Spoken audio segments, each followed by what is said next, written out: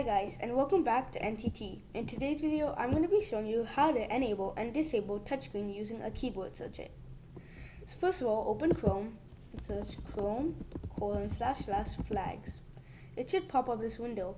Next, search up debugging keyboard. It should show debugging keyboard shortcuts.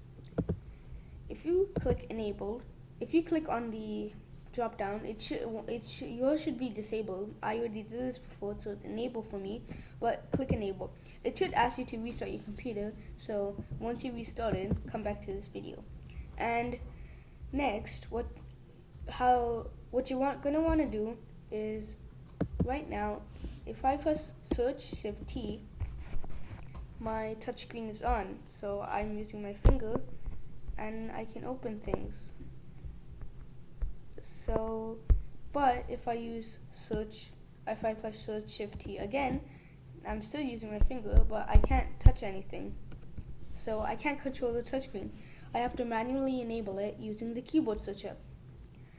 That's all I have for this video. Hope it was useful, and if you liked it, like, subscribe, and hit the bell icon. I also have brand new merch, and if you would like to get some, it's currently on a 10% off limited sale, and check the description below for the link. Thanks for watching.